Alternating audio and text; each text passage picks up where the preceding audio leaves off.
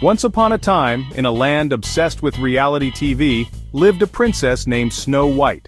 This wasn't your typical fairy tale kingdom, it was a place where the latest gossip and drama ruled the day. She wasn't your typical princess. Snow White preferred jeans over ball gowns and sneakers over glass slippers. She had a quirky sense of humor that set her apart from the other royals.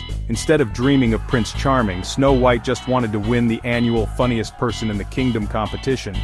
She spent her days practicing stand-up comedy routines, often performing for an audience of woodland creatures who adored her jokes. Her stepmother, the evil queen, was obsessed with being the fairest, and owned a magic mirror that spoke in a monotone AI voice. The queen's vanity knew no bounds, and she would spend hours gazing into the mirror, seeking validation. The queen would ask, "Mirror, mirror on the wall, who's the fairest of them all?" She expected nothing less than to be told she was the most beautiful in the land. The mirror, tired of her vanity, would drone on about the importance of inner beauty. It had grown weary of the queen's constant need for reassurance and often tried to impart wisdom about true beauty. One day, the queen, in a fit of Botox-induced rage, demanded to know who was funnier, her or Snow White. Her jealousy had reached new heights, and she couldn't stand the thought of anyone outshining her, even in humor. The mirror, in a rare moment of excitement, declared, "Snow White!" It couldn't help but be honest, as Snow White's comedic talent was undeniable. Her stand-up routine about talking woodland creatures is hilarious.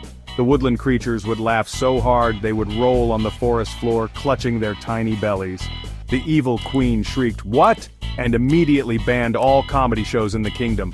She couldn't bear the thought of Snow White being celebrated for her humor.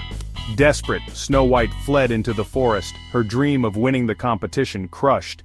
She wandered through the woods, unsure of what her future held, but determined to find a way to share her gift of laughter with the world. Lost and hungry, Snow White stumbled upon a cozy cottage nestled deep within the forest. She had been wandering for hours, her stomach growling and her feet aching.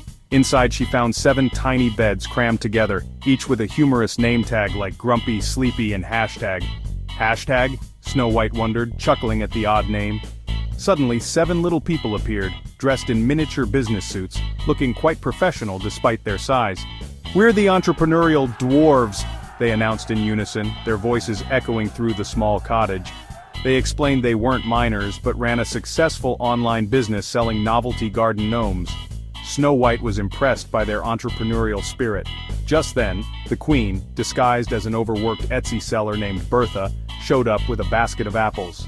"Organic, gluten-free, locally sourced apples," she croaked, trying to sound convincing. She offered Snow White a bright red one, its skin gleaming in the sunlight. Snow White, who was on a strict paleo diet, politely declined the offer, shaking her head. "Sorry," she said, "I'm trying to cut down on carbs and stick to my diet." Frustrated and flustered, the queen tripped over her own feet, sending the apples flying through the air. One of the apples bonked Snow White on the head, knocking her unconscious instantly. The dwarves rushed to her side, concerned for their new friend.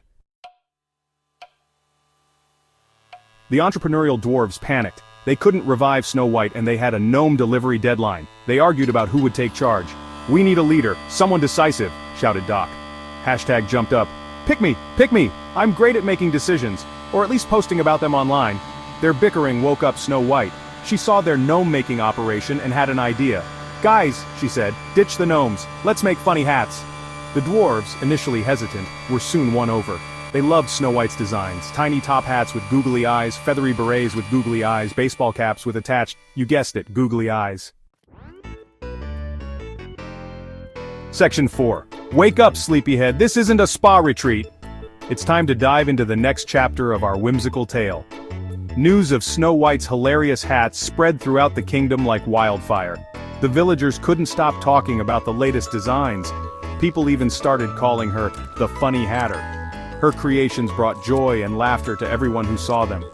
The evil queen, watching all this unfold on her crystal ball, which doubled as a Netflix screen, fumed with jealousy and anger. She couldn't stand Snow White's newfound popularity.